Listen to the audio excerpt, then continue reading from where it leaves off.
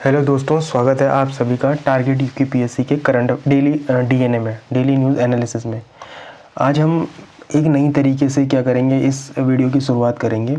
और आज हम एक नए तरीके से उत्तराखंड जो डीएनए है, डेली न्यूज़ एनालिसिस, इसको एक नए ढंग से पढ़ेंगे। सबसे पहले हम ना इसके दो सेक्शन करेंगे। इस वीडियो के हम क्या करेंगे, दो सेक्शन करेंगे। पहले सेक्शन में हम उत्तराखंड से रिलेटेड जितने भी क्या हैं करंट अफेयर्स हैं, पहले हम उन्हें देखेंगे। करंट अफेयर्स ऐसे नहीं देखेंगे, उनको प्री के एस्पेक्ट से देखेंगे और फिर मेंस के एस्पेक्ट से भी देखेंगे, मतलब दोनों एस्पेक्ट से इनको देखेंगे। फिर हम क्या करेंगे कि जो नेशनल और इंटरनेशनल न्यूज़ हैं, जो नेशनल और इंटरनेशनल न्यूज़ है उनका एक अलग सेक्शन से हम क्या करेंगे, उनको अलग सेक्शन से देखेंगे। तो इसमें हम क्या करेंगे, इसमें भी हम सेम करेंगे, प्रीलिम्स और मेंस के क्वेश्चन देखेंगे। और जो हमारी एक विशेषता है वो तो है ही कि हर टॉपिक के बाद क्या करेंगे, हम एक एमसीक्यू सॉल्व करेंगे। उस एमसीक्यू से होगा क्या कि हम एक लंबे टाइम तक क्या कर पाएंगे, उस करंट अफेयर को मेमोराइज रख पाएंगे, जो मुझे लगता है। ठीक है, तो जो आज इम्पॉर्टेंट चीज़ें हैं वो कुछ ऐसे हैं कि सबसे पहले हम देखेंगे कि क्या देखेंगे हम, यस्टरडे जो हमारे क्वेश्चन है, यस्टरडे प्रैक्टिस क्वेश्चन है, उनको देखेंगे। फिर क्या हुआ है कि उत्तराखंड निर्वाचन आयोग ने क्या करा है, जो हमारे यहाँ हमारे पूरे देश में चल रहा है एसआईआर, ठीक है, निर्वाचन आयोग से संबंधित है। और इसमें ये देखा जा रहा है कि जो नए लोग जुड़ रहे हैं, ठीक है, मतलब निर्वाचन जो हमारी सारणी होती है ना, उसमें कई क्या हो रहा है, संशोधन की एक प्रक्रिया चल रही है। उसके लिए क्या हुआ है कि उत्तराखंड निर्वाचन आयोग ने एक हेल्पलाइन नंबर जारी किया है, उसका नाम है वो हेल्पलाइन नंबर क्या है, 1950 है। ठीक है, फिर एक चंदा महोत्सव नहीं है, यहाँ पर एक चालदा महोत्सव है, ये गलत लिख दिया, सॉरी। यहाँ पर एक चालदा महोत्सव चल रहा है, जो उत्तराखंड और हिमाचल प्रदेश का क्या है, एक ऐसा कल्चर है जो दो राज्यों का है और दोनों राज्य एक ही टाइम पे इस कल्चर को सेलिब्रेट करते हैं, तो ये भी इम्पॉर्टेंट हो जाता है। ठीक है, फिर एक मिशन सऊदी है, एक पुस्तक लिखी गई है, उसके बारे में देखेंगे हम थोड़ा सा। फिर इस बार हम देखेंगे कि क्लाइमेट चेंज ने उत्तराखंड में जो रबी फसल है उसको कैसे प्रभावित किया है, इसको भी हम मेंस और प्री के एस्पेक्ट से देखेंगे। बहुत ही अच्छा है ये। फिर ये उत्तराखंड के लिए गौरव की बात है कि जो अल्मोड़ा की कविता जी हैं, उन्होंने क्या करा है, माउंट विल्सन पे फतेह हासिल करी है। माउंट विल्सन का है अंटार्कटिका की सबसे हाईएस्ट पीक है, उस पर फतेह हासिल करी है। ठीक है, और जो ये न्यूज़ थी, ये कल की न्यूज़ है, संडे की न्यूज़ है। ठीक है, ये इम्पॉर्टेंट थी। महक क्रांति 2026 से 36 तक है, ये 10 सालों की एक नीति है। इसके बारे में भी देखेंगे कि जो हमारे सघन क्या है फसलें हैं, उन पे सरकार क्या करने जा रही है। ठीक है, फिर हम जैसे ही इंटरनेशनल और नेशनल न्यूज़ में देखेंगे, सबसे पहले देखेंगे हम जो ऑस्ट्रेलिया में आतंकवादी हमला हुआ है, इसको हम पूरे ही मेंस के लिए बहुत इंपॉर्टेंट है। नेशनल सिक्योरिटी से रिलेटेड हो, चाहे दो देशों के बीच इंटरनेशनल रिलेशन हो, उससे रिलेटेड है ये, तो ये भी बड़ा इंपॉर्टेंट हो जाता है। फिर एक इम्पॉर्टेंट ये है कि एआई विकास में भारत ने लंबी छलांग मारी है। पहले भारत 7वें स्थान पे था, वर्तमान समय में किस पे आ गया है, 3रे स्थान पे आ गया है 2025 में, तो ये भी बड़ा इंपॉर्टेंट है। जो आज का एडिटोरियल सेक्शन था, उसमें ये बहुत ही अच्छा एक एडिटोरियल आ रखा था कि टीका और ऑटिज्म आपको पता ही होगा, एक मस्तिष्क विकार है ये, जिसमें बच्चों को क्या होता है, भूलने की बीमारी होती है, तो उससे रिलेटेड है ये भी बहुत अच्छी न्यूज़ है। ठीक है, ये चाहे आप इसका यूज़ क्या ऐसे में करें, चाहे आप इसका यूज़ डेटा कि जैसे करें इसमें अपने मेंस आंसर राइटिंग में, तो आप कर सकते हैं।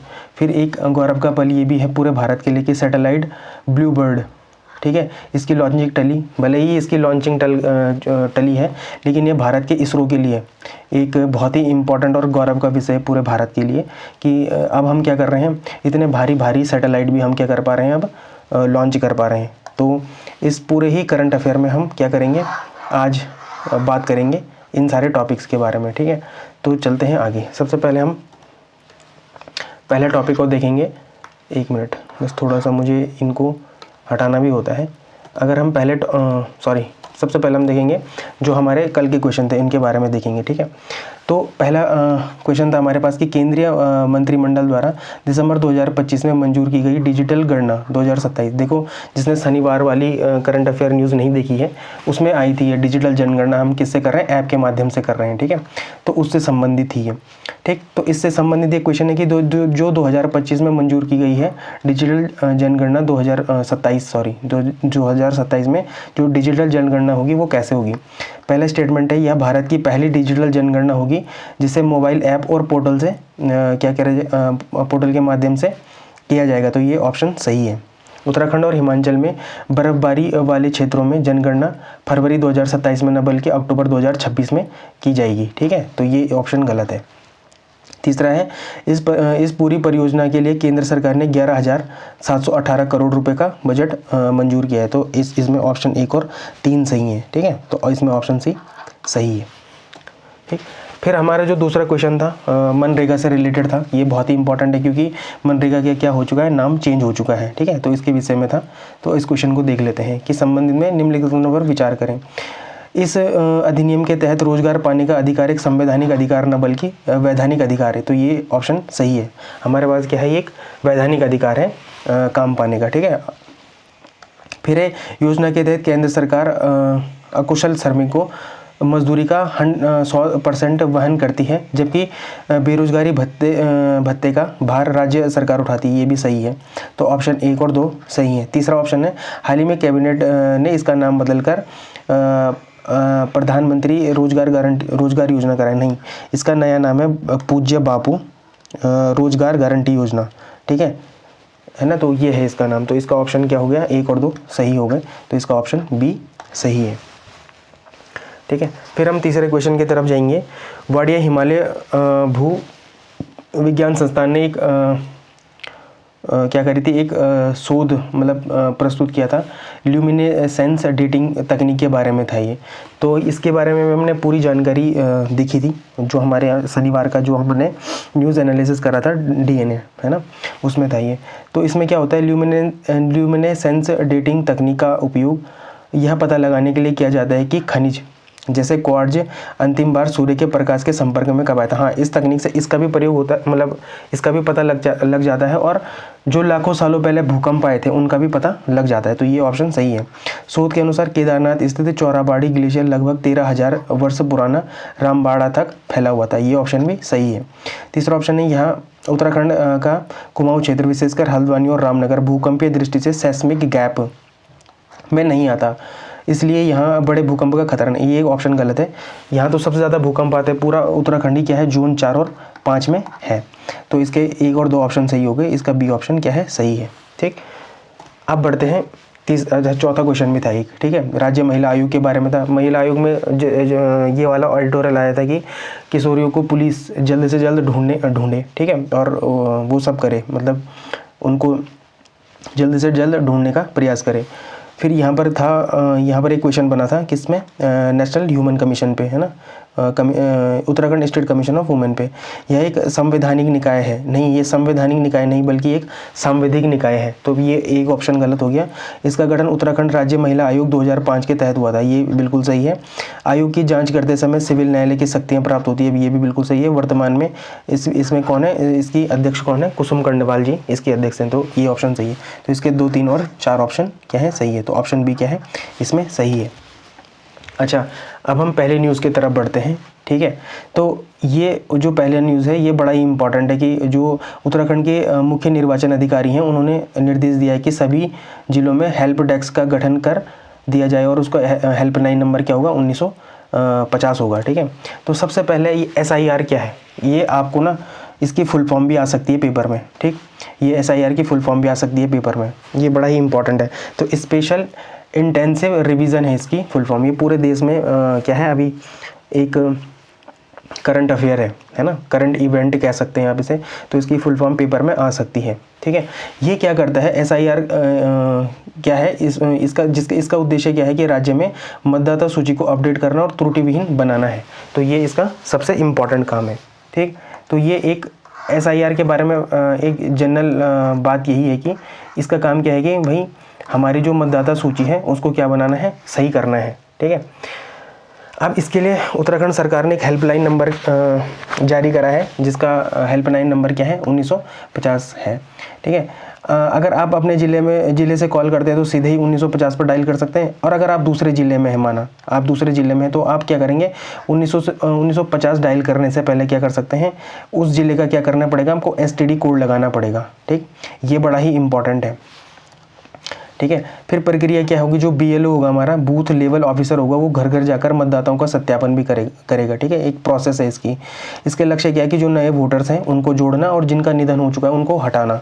ठीक है, ये इसका काम है। फिर समस्या समाधान किया विशेष रूप से उन लोगों के लिए जो 2003 से दूसरे क्षेत्रों में रह रहे हैं या शादीशुदा महिलाएं जिनका नाम मायके की लिस्ट से हटाकर ससुराल की लिस्ट में कर दिया गया, उनके लिए थोड़ा सा समस्या है।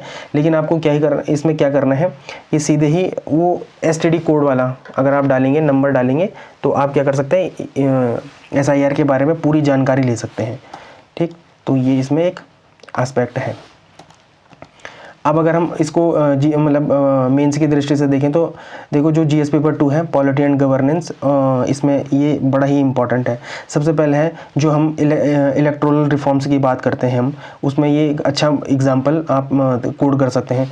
गुड गवर्नेंस में भी आप इसको कोड कर सकते हैं कि SIR प्रक्रिया और जो 1950 हेल्पलाइन नंबर है, इसको आप उदाहरण की दृष्टि से अच्छा कोड कर सकते हैं। किसमें, जब चुनाव सुधार के बारे में आए, उसकी पारदर्शी और समावेशी चुनाव के बारे में अगर लिखने का आए, आपके पास क्वेश्चन आए, तो आप इसमें इसका एग्जाम्पल दे सकते हैं। उत्तराखंड में क्या चुनौतियां हैं, तो वही चुनौतियां जो पीछे बताया था, माइग्रेशन वाली, 2003 से दूसरे विधानसभा क्षेत्र में निवास और माइग्रेशन का जिक्र है इसमें, जो ये न्यूज़ थी उसमें। ठीक है, तो आप इसमें थोड़ा प्रशासनिक चुनौतियों के बारे में अगर आपको लिखना हो तो आप इसको कोड कर सकते हैं उसमें। फिर इसमें महिला सशक्तिकरण और भागीदारी, शादीशुदा महिलाओं के लिए मैपिंग का मुद्दा दिखाता है। ये कौन सा, जो ये जो हमारा लीक था, ठीक है, जो न्यूज़ थी, आयोग यह सुनिश्चित कर रहा है कि विवाह के कारण कोई भी महिला क्या हो, मताधिकार से वंचित ना हो। ठीक, ये है। अब एक क्वेश्चन है इसी से रिलेटेड है, ठीक है, कि उत्तराखंड में जो SIR और जो हेल्पलाइन नंबर है 1905 के संबंध में निम्नलिखित में से कौन सा कथन असत्य है। आपको क्या करना है, कमेंट सेक्शन में इसका आंसर देना है।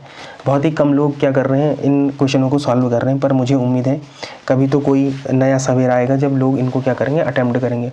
वरना लोग इतने महंगे महंगे तो टेस्ट सीरीज़ ले रहे हैं, लेकिन अब वो टेस्ट सीरीज़ काम कर रही है नहीं कर रही है मुझे नहीं पता, पर मुझे लगता है ये MCQ एक वैलिड क्वेश्चन है जो आपके एग्ज़ाम के लिए आपको तैयार करने में आपको पूरी मदद कर रहा होगा। ठीक है, फिर जो दूसरी न्यूज़ है चालदा महासू के बारे में थी ये न्यूज़। ठीक है, तो इसके बारे में थोड़ा सा देख लेते हैं कि उत्तराखंड की जो आर्ट एंड कल्चर की दृष्टि से ये क्या है, इम्पॉर्टेंट है।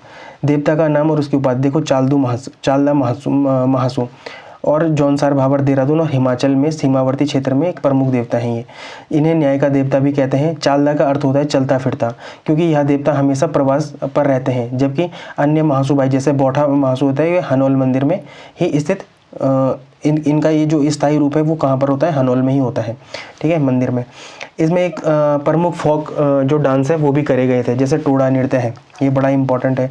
यह एक क्या है, मार्शल आर्ट नृत्य है, मतलब युद्ध नृत्य है, युद्ध कला है जो आर्चरी पर आधारित है, तीरंदाजी पर आधारित है। टोड़ा नृत्य में क्या होते हैं, दो पक्ष भाग लेते हैं, एक साठी और एक पासी। साठी लोग कौन होते हैं, जौनसार के होते हैं, पासी लोग होते हैं हिमाचल के। ठीक है, मतलब बेसिकली इसमें क्या होता है ना, इसमें जो ये दो पक्ष हैं, एक क्या करता है, कौरवों का पक्ष रखता है और दूसरा क्या करता है, पांडवों का पक्ष रखता है। अब आपको ये भी याद करना है कि पासी जो लोग हैं वो क्या करते हैं, पांडवों का पक्ष रखते हैं, और जो साठी लोग हैं वो किन का पक्ष रखते हैं, कौरवों का पक्ष रखते हैं। जो साठी लोग हैं जौनसार से रिलेटेड करते हैं और जो पासी लोग हैं वो हिमाचल प्रदेश से रिलेट करते हैं। यह महाभारत से जुड़ा हुआ माना जाता है। ठीक है, इसमें कुछ अन्य नृत्यों का भी उल्लेख है। ठीक है, इसमें हारुल नृत्य का, जैता नृत्य का और नाटी नृत्य का। देखो, नाटी तो हिमाचल प्रदेश की है, लेकिन जो हारुल और जो जैता नृत्य है वो शायद जौनसार का है ना। मेंस के एस्पेक्ट से देखें, जैसे GS पेपर 1 में जैसे हमारे पास हिस्ट्री, ठीक है, जैसे हमारे पास हिस्ट्री जैसे क्या है, हिस्ट्री आर्ट एंड कल्चर है, या उत्तराखंड स्पेशल की दृष्टि से देखें तो यहाँ पर हमको देखने को मिलता है कि ये कल्चरल इंटीग्रेशन की भी बात करता है, मतलब सांस्कृतिक एकीकरण की बात करता है। ठीक है, अब यहाँ पर थोड़ा मैं पढ़ लेता हूँ क्योंकि इसमें कुछ टर्म ऐसे हैं जो आप अपने आंसर राइटिंग में क्या कर सकते हैं, यूज़ कर सकते हैं। यह घटना उत्तराखंड के हिमाचल प्रदेश के बीच रोटी बेटी और सांस्कृतिक संबंधों का एक जीवंत उदाहरण है। मैं ये रोटी बेटी के लिए बोल रहा था। देखो, जैसे आप इन टर्म्स को यूज़ करेंगे ना तो आपका आंसर ऑटोमेटिकली क्या हो जाएगा, इन्हेंस हो जाएगा, जिसमें आपको नंबर फिर अच्छे मिलेंगे। ठीक है, आप लिख सकते हैं कि कैसे सामाजिक सीमाएं, मतलब जो पॉलिटिकल बाउंड्रीज अलग अलग होने के बावजूद भी दो जो हमारी सांस्कृतिक जो दो संस्कृतियां हैं वो भी क्या है, एक समान है। दो संस्कृतियां कौन सी, जैसे जौनसारी जो उत्तराखंड की है और सिरमौरी कहाँ की है, हिमाचल प्रदेश की है। ठीक है, फिर इसमें एक और चीज़ आता है कि जैसे जनजातीय परंपराएं हमारे जैसे ट्राइबल ट्रेडिशन है, जो सारी जनजाति में देवता डोली का प्रवास केवल धार्मिक नहीं है बल्कि एक सामाजिक उत्सव है, एक सामाजिक सोशल हार्मनी का भी क्या है प्रतीक है। ठीक है, इसमें हजारों लोग क्या करते हैं, पार्टिसिपेट करते हैं। फिर देवता, जैसे हमको पता ही कि हमारे जो ये देवता हैं चालदा महासु देवता हैं, जो हमारे क्या है न्याय प्रणाली पर भी आधारित हैं। तो ये इनका काम केवल देवता तक ही नहीं है, मतलब पूजा तक ही नहीं है, बल्कि इनका काम क्या है सुप्रीम जज करना भी है, मतलब ऐसा लोग मानते हैं। ठीक है, आप इसको कोड कर सकते हैं अपने आंसर में। फिर है महासु देवता मंदिर हनोल। यह मंदिर हूण शैली और काठ कुंडी शैली से बना काठ कुणी शैली से में बना है। ये भी पेपर में पूछा जाता है, जैसे UKSSC है। ठीक है, ये अपने जो क्वेश्चन बनाता है कुछ ऐसे ही अटपटे से टर्म्स यूज़ कर सकता है। तो आपको पता होना चाहिए कि जो हमारा महासु देवता मंदिर है हनोल, वो कैसी शैली में है, हूण शैली और काठ कुणी शैली में है। ठीक है, फिर मतलब महासु देवता के 4 भाई आपको पता ही होंगे, बासिक, पिबासिक, बोठा और चालदा। ये तो बहुत बार आता है पेपर में, न जाने कितनी बार तो ये PCS मतलब UKPSC ने ही पूछ लिया और न जाने कितनी बार ये UKSSC ने पूछ लिया है। फिर एक क्वेश्चन है, आप इसको कमेंट सेक्शन में इसका आंसर दे सकते हैं। फिर एक ये अच्छा मतलब एक बुक है ना, मिशन साउदी। मैं आपको आगे बता भी चुका हूँ इसके बारे में। तो मिशन साउदी एक बुक है, ठीक है। इसके लेखक कौन है? तो इसके लेखक है आलोक लाल, ठीक है। DG आलोक लाल है और एक लेखक है मानस लाल। उन दोनों के द्वारा ये लिखी गई क्या है, पुस्तक है। ठीक है, तो मतलब ये क्या है कि जो 2 देश हैं जैसे इंडिया और सऊदी अरेबिया, दोनों में ही कल्चर अलग है ना। मतलब अगर थोड़ा सा सामाजिक मुद्दे पे अगर आप देखें तो जैसे आप भारत में क्या कर सकते हैं, थोड़े छोटे कपड़े पहन सकते हैं, है ना। और जब सऊदी मतलब आप जब अरब कंट्रीज़ में जाते हैं तो वहाँ पर शायद इन सब चीज़ों पे क्या है, पाबंदियाँ हैं। तो ये बताया गया है कि कैसे 2 देश क्या करते हैं, अपने आपस में किसी चीज़ का हल निकालते हैं। उस विषय में ये पुस्तक है मिशन साउदी, तो आप इसको देख सकते हैं। फिर एक ये अच्छा आर्टिकल है, ठीक है, कि सूखे की मार से किसान हो रहे चिंतित, रबी की फसलों को नुकसान। ठीक है, तो मतलब जो हमारा ये जो टाइम है दिसंबर का टाइम है, इसमें क्या होती थी, एक पानी बोल रहा हूँ मैं, बारिश हो जाती थी, बर्फ़ पड़ जाती थी। पर इस बार ऐसा भी कुछ नहीं हुआ है। तो रबी की जो हमारी फसलें हैं वो क्या हो गई, बेकार हो गई। इसमें ना एक टर्म बहुत अच्छा आया है, ठीक है, सेब के लिए है वो टर्म। अभी देखते हैं वो क्या है। वो टर्म है चिलिंग आवर्स। तो अभी देखेंगे इसको कि क्या है ये। पर जो ये टॉपिक है ये एग्रीकल्चर और क्लाइमेट के लिए इंपॉर्टेंट है। उत्तराखंड में सूखा और कृषि संकट के लिए बड़ा इंपॉर्टेंट है। जो हमारे प्रीलिम्स में क्वेश्चन आ सकते हैं, जैसे रबी की कौन कौन सी फसलें हैं, गेहूँ, जौ, मटर, राई, सरसों है। ठीक है, ये सभी रबी की फसलें हैं। और यहाँ पर ये पूछा जा सकता है कि सर्दियों में बारिश किन फसलों के लिए महत्वपूर्ण है। तो रबी की फसलों के लिए महत्वपूर्ण है, मतलब इनके लिए। ठीक है, फिर चिलिंग आवर्स क्या होता है? चिलिंग आवर्स होता कुछ नहीं है, देखो जो हमारी जो सेब है ना, उनको 25 दिनों का चिलिंग पीरियड उनके लिए बहुत ज़रूरी है, उनका पकने और मिठास के लिए, है ना। तो ये जो टर्म है चिलिंग आवर्स, ये बड़ा इंपॉर्टेंट है कि सेब को पकने और मिठास के लिए एक निश्चित समय तक ठंड की ज़रूरत होती है। तो ये होता है चिलिंग आवर्स। और ये सामान्य कितने दिन का होता है? 25 दिन का होता है। ठीक है, तो ये इंपॉर्टेंट है। तो जैसे जो पर्वतीय ज़िले होते हैं, जैसे हमारी चमोली है, और जो चमोली का जो पर्वतीय इलाका है, और पर्वतीय तो पूरा ही है सॉरी, और उत्तरकाशी का जो रवाई घाटी है वो मटर उत्पादन के लिए क्या है, प्रसिद्ध है। तो पूछा भी जा सकता है कि जो हमारा उत्तरकाशी का रवाई घाटी है और जो चमोली है वो रबी की फसल में कौन सी फसल के उत्पादन के लिए इंपॉर्टेंट है? तो मटर के उत्पादन के लिए। अब मुख्य परीक्षा में कैसे क्वेश्चन आ सकते हैं? तो क्लाइमेट चेंज से क्वेश्चन आ सकता है ना, जो हमारे ज्योग्राफी और एनवायरनमेंट में है, तो यहाँ से आ सकता है क्वेश्चन। तो इसका जब आप एग्जांपल देंगे तो एक एग्जांपल ये दे सकते हैं कि नवंबर 2023-24 में सामान्य से 98% कम बारिश हुई है इस बार। ठीक है, जो पर्वतीय कृषि और जलवायु परिवर्तन में प्रभाव को दर्शाता है। तो आप इसको बल्कि इंटरव्यू में भी, अब तो इंटरव्यू भी होने वाले होंगे 2024 जो PCS वाले थे उनके, तो वहाँ पर आप इसको कोट कर सकते हैं। एक चैलेंज है मतलब ये, है ना। हाँ, फिर है बागवानी संकट, हॉर्टिकल्चर क्राइसिस। सेब और मटर क्या है? कैश क्रॉप्स हैं उत्तराखंड में। तो बर्फबारी न होने से राज्य में आर्थिक इकोनॉमी पर असर पड़ेगा। इसको आप उत्तर में मतलब एक करंट एग्जांपल की तरह आप लिख सकते हैं। और जो हमारा जो ये क्या बोलते हैं, उत्तराखंड में जो सर्दियों में बारिश होती है ना, वो पश्चिमी विक्षोभ पे ज़्यादा डिपेंड होती है। और इस बार क्या है, पश्चिमी विक्षोभ क्या है, थोड़ा कमज़ोर है। तो ये एक अच्छा टॉपिक था। फिर एक ये अच्छा टॉपिक है उत्तराखंड के लिए, बहुत ही अच्छी बात है कि अल्मोड़ा की जो कविता है उन्होंने क्या करा है, सबसे ऊंची चोटी पे तो नहीं है लेकिन माउंट विल्सन मतलब सबसे ऊंची चोटी किसकी, अंटार्कटिका की सबसे ऊंची चोटी पर क्या करा है इन्होंने अभी चढ़ाई करी थी। ठीक है, तो यहाँ पर जो प्रीलिम्स क्वेश्चन आ सकते हैं कि कौन है वो, तो कविता चंद है, कहाँ की है, अल्मोड़ा की है, उत्तराखंड की है। उपलब्धि क्या है, अंटार्कटिका की सबसे ऊंची चोटी माउंट विल्सन पर इन्होंने क्या करा है, तिरंगा फहराया है। इसकी ऊंचाई कितनी है माउंट विल्सन की, तो 4892 मीटर है। एक और कुछ उपलब्धियां भी हैं इनकी कि यूरोप की सबसे ऊंची चोटी माउंट एल्ब्रूस पर भी इन्होंने फतेह हासिल करी है। इसके जो गाइड थे उसको कौन थे, डेविड शेरपा थे इसके गाइड, जो ये अंटार्कटिका में माउंट विल्सन पे अभी चढ़ाई करी है। इन्होंने 7 हाईएस्ट पीक्स में चढ़ाई करी है इससे पहले, माउंट विल्सन से पहले। ठीक है, तो ये भी इम्पोर्टेंट है। फिर एक जो संडे था कल, और संडे में जो एक इम्पॉर्टेंट न्यूज़ थी वो थी एरोमा वैली, मतलब उत्तराखंड में 7 एरोमा वैली बनेंगी। और जो महक मिशन है, महक क्रांति नीति जो 26 से 36 के लिए 10 साल के लिए है। यहाँ पर क्या होगा कि जो हमारे सघन खेती होगी उस पे उसको बढ़ाने का लक्ष्य है। तो ये क्या है इम्पोर्टेंट प्रीलिम्स के एस्पेक्ट से। तो उत्तराखंड महक नीति की क्रांति के बारे में है, 10 साल की है, 26 से 36 तक। एरोमा वैली की संख्या कितनी होगी, 7 होगी। ठीक है, तो ये कौन कौन सी, जैसे पिथौरागढ़ में टिमरू वैली हो गई, चमोली और अल्मोड़ा में डेमस्करूज वैली हो गई, उधम सिंह नगर में मिंट वैली हो गई, चंपावत और नैनीताल में सिनेमन और दालचीनी वैली हो गई, हरिद्वार और पौड़ी में क्या है, लेमन ग्रास और मिंट वैली है। पेपर में आ सकता है। इसका टारगेट क्या है कि किसानों को कितना जोड़ना है, 1 लाख किसानों से को जोड़ना है। कितने क्षेत्र में खेती होगी, तो 23,000 हेक्टेयर में खेती होगी। टर्नओवर कितना होगा, वर्तमान में इसका 100 करोड़ टर्नओवर है और अगले 10 वर्षों में कितना चाहते हैं, 1200 करोड़ का टर्नओवर चाहते हैं। बाकी cap centre for aromatic plants, अब इसका नाम चेंज हो चुका है। परसों के करंट अफेयर जिसने नहीं देखा वो देख सकता है। सैलाकुई अब इसका क्या है, मतलब इसका सैलाकुई में तो क्या था, इसका हेडक्वार्टर है।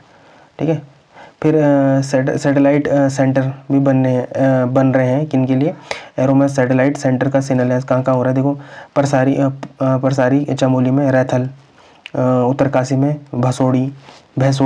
भैंसोड़ी सॉरी, अल्मोड़ा में, खेतड़ा चंपावत में, और विसाड़ कहाँ है, पिथौरागढ़ में है। तो यहाँ पर क्या बन रहे हैं, एरोमा सैटेलाइट सेंटर बन रहे हैं। अब ये paper 5 Uttarakhand economics and social profit, और paper 6 science and tech agriculture Uttarakhand के लिए बड़ा इंपॉर्टेंट है। इससे क्या होता है, आर्थिक सशक्तिकरण होता है। यह नीति पर्वतीय क्षेत्र में किसानों की आय दुगनी करने की दिशा में एक बड़ा कदम है। पारंपरिक खेती की बजाय सुगंधित खेती उच्च मूल्य वाली उपज देती है। तो इसका टर्नओवर भी कितना है, 1200 मतलब 100 करोड़ से 1200 करोड़ तक। ठीक है, तो ये क्या करेगा, अपनी उत्तराखंड की क्या बढ़ाएगा, जीडीपी भी बढ़ाएगा।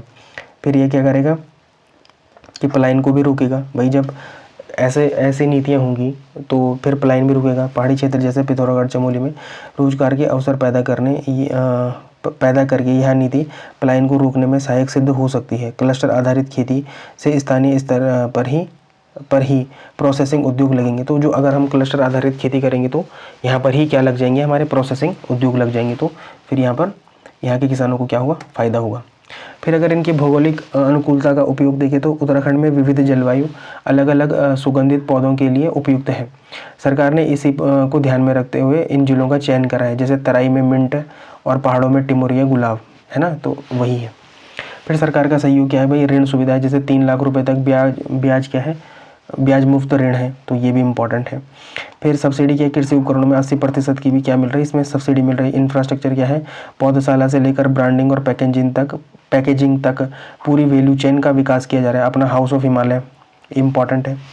ठीक है, ये फिर महिला सशक्तिकरण, पहाड़ों में खेती का बड़ा हिस्सा महिलाएं संभालती हैं।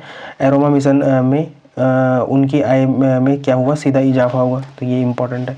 फिर आप इसका क्या कर सकते हैं, आंसर दे सकते हैं कमेंट सेक्शन में।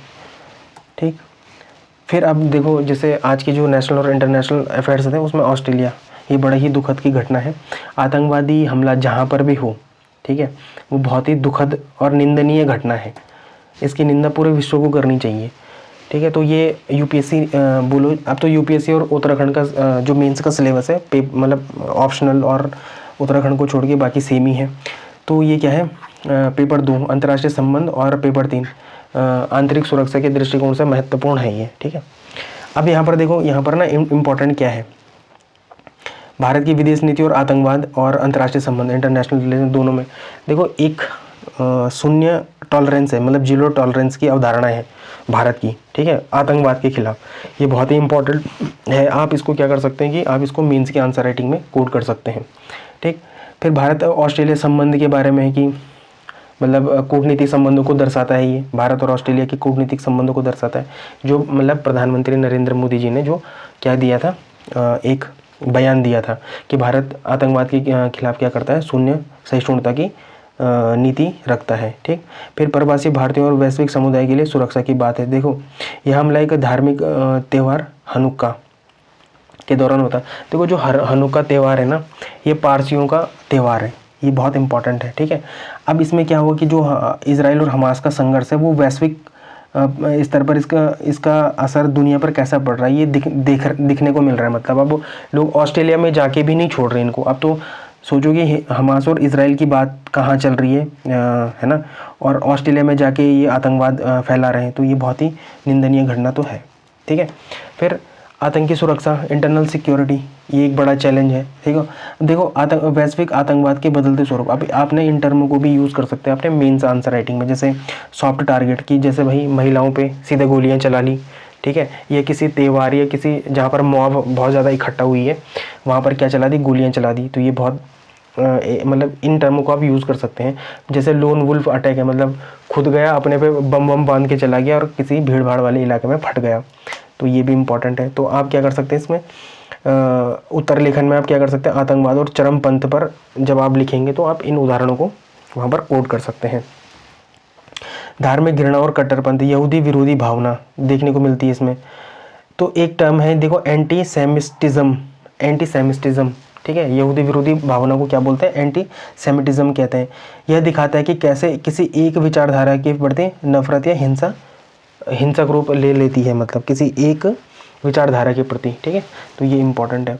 फिर आप अगर प्रीलिम्स के एस्पेक्ट से देखेंगे तो जैसे बॉन्डी बीच कहाँ पर है, सिडनी में, तो ये देखना चाहिए कहाँ पर, मैप में देखना चाहिए, अभी देखते हैं इसको। फिर हनुक्का क्या है भाई, यहूदियों का एक प्रमुख त्यौहार है, ठीक है। और शब्दावली जैसे एंटी सेमिटिज्म है, तो ये यहूदी विरोध जितने भी वो होते हैं उनको एंटी सेमिटिज्म एक अवधारणा है। आप इसको क्या कर सकते हैं, अपने आंसर राइटिंग में कोड कर सकते हैं। अब देखो यहाँ पर देख लो, ये सिडनी है और बॉन्डी बीच भी यहीं पे है, सिडनी पे है, ठीक है। थोड़ा इसके बारे में देख लेते हैं, ऑस्ट्रेलिया के बारे में। देखो इधर है ग्रेट डिवाइडिंग रेंज, ये आता है पेपर में, है ना।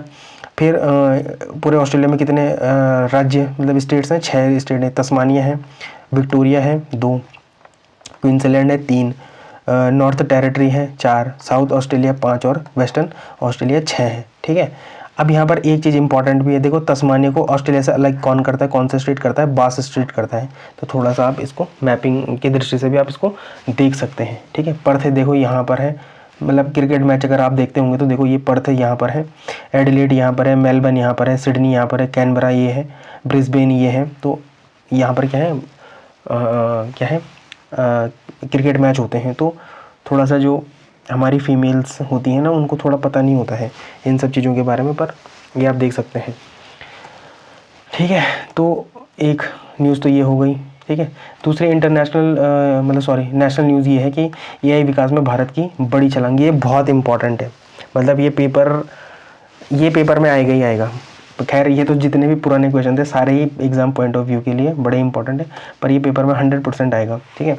तो ये क्या है, प्रारंभिक परीक्षा के लिए कैसी है रिपोर्ट, तो ग्लोबल एआई वेबरेंसी टूल के बारे में है। और कौन रिपोर्ट जारी करता है, तो स्टैनफोर्ड यूनिवर्सिटी करती है। भारत की रैंकिंग कितनी है, तीसरी है 2025 में। इससे पहले जब 2024 में आई थी ना रैंक, तो भारत कितने में थे, 7वीं रैंक पे था। 2023 में, सॉरी 24 में नहीं, 2023 में भारत क्या था, 7वीं रैंक में था। और 2024 में डेटा के आधार पर भारत कौन से रैंक पे आ गया, तीसरे रैंक पे। और शीर्ष देश कौन है, पहले देश पे अमेरिका, दूसरे पे है चीन और तीसरे पे है भारत। और सबसे इम्पोर्टेंट बात पता क्या है, इस ब्रिटेन ने हमको इतने सालों तक गुलाम रखा, अब हम इस ब्रिटेन को लगातार हर मामले में पिछाड़ रहे हैं, केवल कुछ मामलों में, जैसे सिविक सेंस के मामले में। अब ये कितनी बड़ी बात है कि सिविक सेंस भारत में कितने नीचे हैं, इसका आप एग्जाम्पल देख सकते हैं। जो कोलकाता में अभी जो लियोनेल मेसी आए थे वहाँ पर, कैसे कैसे चीज़ें हुई वहाँ पर, ठीक है। तो इम्पॉर्टेंट है। तो यहाँ पर भारत ने किस किस को पीछे करा है, ब्रिटेन को करा है, जापान को करा है, दक्षिणी कोरिया को करा है और सिंगापुर को करा है। अब इन मूल्यांकन 7 स्तंभों पर होता है, मतलब जो ये इंडेक्स बनता है ये इन 7 स्तंभों पर होता है। पहले R&D को देखते हैं, अर्थव्यवस्था को देखते हैं, प्रतिभा को देखते हैं, अवसंरचना इंफ्रास्ट्रक्चर को देखते हैं, रिस्पॉन्सिबल AI को देखते हैं, पॉलिसी एंड गवर्नेंस को देखते हैं और फिर पब्लिक ओपिनियन को भी देखते हैं। इसमें जो मेरे को सबसे अच्छा लगा वो लगा रिस्पॉन्सिबल AI, कि AI को कैसा रिस्पॉन्सिबल बनाना है। तो ये इंपॉर्टेंट है, ये इथिक्स में आप इसको कोड कर सकते हैं, अभी आएगा, ये यहाँ पर लिखा है इथिक्स के लिए, ठीक है। तो साइंस एंड टेक और अर्थव्यवस्था में तो इम्पॉर्टेंट है ही है कि भारत की तकनीक लगातार क्या रही है, प्रगति कर रही है, ठीक है। टेक्नोलॉजिकल एडवांसमेंट में लगातार भारत आगे बढ़ ही रहा है। तो achievements of India's in science and technology पर आप जब उत्तर लिखेंगे तो आप इसको लिख सकते हैं, कोड कर सकते हैं। भारत क्या है, अब केवल सर्विस प्रोवाइडर नहीं बल्कि इनोवेटर भी बन रहा है। तो ये दृष्टि हमको यही दिखाती है ना, मतलब सॉरी ये दृष्टि नहीं, ये इंडेक्स हमको यही दिखाता है, क्योंकि इस इंडेक्स का जो एक पिलर है वो क्या है, R&D भी है, ठीक। दूसरा है निवेश बनाम परिणाम। तो इसके कुछ आंकड़े हैं, जैसे क्या बनाते हैं, देखो जैसे चीन इतने अरब डॉलर के क्या करता है, निवेश करता है किस पे, R&D पे, सॉरी R&D बोल रहा मैं, AI पे करता है। लेकिन भारत अभी कितना कर रहा है, 1.25 अरब डॉलर कर पा रहा है, ठीक है। फिर कि निष्कर्ष क्या है, छोड़ो इस निष्कर्ष को, तो आप देख सकते हैं, खुद ही देख लेना, ठीक है। फिर ये इथिक्स में कैसा है, रिस्पॉन्सिबल AI की रिपोर्ट में जिम्मेदार AI को एक स्तंभ माना गया है जिसमें नैतिक मानकों और सार्वजनिक विश्वास की बात कही गई है। उपयोग AI में नैतिक मुद्दों पर उत्तर लिखते समय आप इसको कोड कर सकते हैं। जब आप ये लिखेंगे ना, कई बार हमारे पास ये आ सकता है कोड कि रिस्पॉन्सिबल AI मतलब जिम्मेदार AI, जब हम AI की बात करते हैं तो वो जिम्मेदार AI कैसे बनेगा। तो आप जब आप इस इंडेक्स को देखेंगे कि भारत का जो ग्लोबल AI वाइब्रेंट टूल वाला इंडेक्स है, वहाँ पर भारत ने क्या करा है, तीसरे नंबर पे छलांग मारी है। तो आप इसको एक एग्जाम्पल की तरीके से वहाँ पर कोड कर सकते हैं। तो ये है क्वेश्चन, इसका आपको करना है आंसर, ठीक। अब एक ये बड़ा ही इंपॉर्टेंट है, मतलब आज का जो एडिटोरियल सेक्शन था उसमें था ये टीका और इसमें देखो हुआ क्या था कि 1998 में एक रिपोर्ट आई थी जिसमें ये बोला गया था कि जो गर्भवती महिलाएं होती हैं ना, उनको जो टीके लगते हैं उनसे जो बच्चों में क्या होता है, ऑटिज्म जैसा विकार आ जाता है। ऑटिज्म क्या होता है, मानसिक विकार होता है जिसमें बच्चे क्या होते हैं, भूलने की प्रवृत्ति रखते हैं, ठीक है। लेकिन अभी WHO ने क्या करा कि एक 31 शोध अध्ययन उन्होंने प्रकाशित किए। तो उसमें ये लिखा, मतलब उसमें ये बताया है कि ऑटिज्म इन टीकों की वजह से नहीं होता, ठीक है। तो ये एक इम्पॉर्टेंट एडिटोरियल तो है, ठीक है। फिर ये था एक सैटेलाइट ब्लूबर्ड की लॉन्चिंग टली है। तो ब्लूबर्ड क्या था, ब्लूबर्ड 6 है इसका नाम, पूरा नाम, ठीक है। तो अगर हम इसको प्रीलिम्स के एस्पेक्ट से देखें तो सैटेलाइट का नाम क्या है, ब्लूबर्ड 6, ठीक है। कंपनी क्या है, AST स्पेस मोबाइल, अमेरिका की कंपनी है। वजन कितना है इसका, तो 6 टन। इसरो अब तक का सबसे भारी लॉन्च होगा इसरो का ये। उद्देश्य क्या है कि मोबाइल पर सीधा ब्रॉडबैंड इंटरनेट देना है इसका, ठीक है। फिर लॉन्च की तारीख 31 दिसंबर को क्या है, संभावित है, अभी टली है। तो अभी दोबारा आएगी ये न्यूज़, तब देख लेंगे। पर थोड़ा सा इसको मेंस के एस्पेक्ट से देख लेते हैं कि प्रौद्योगिकी साइंस एंड टेक्नोलॉजी में क्या है। देखो भारी पेलोड क्षमता, इसरो ने अपनी क्षमताएं लगातार प्रदर्शन कर रहा है और एकमात्र भारत में ऐसा अनुसंधान केवल इसरो ही है जो बार बार हमको क्या करता है, प्राउड फील करवाता है। कम लागत में बड़ी चीज़ें करना, ठीक है, कम रिसोर्सेज में बड़ी चीज़ें करना। तो ये हमको कौन दिखाता है, इसरो दिखाता है, और सिखाता भी है। बल्कि एक विद्यार्थी के जीवन में ये बहुत इंपॉर्टेंट लेसन है हर किसी के लिए, ठीक है। तो ब्लूबर्ड 6 का वजन कितना है, 6.5 टन है। महत्व क्या है, यह इसरो द्वारा अब तक का लॉन्च किया जाने वाला सबसे भारी सैटेलाइट है। अब अगर हम अपने पेपर के कनेक्शन से देखें, जो तो अब अपना LMB-3 है वो क्या कर रहा है, अब भारी चीज़ों को भी ले जा पा रहा है। तो ये इंपॉर्टेंट है।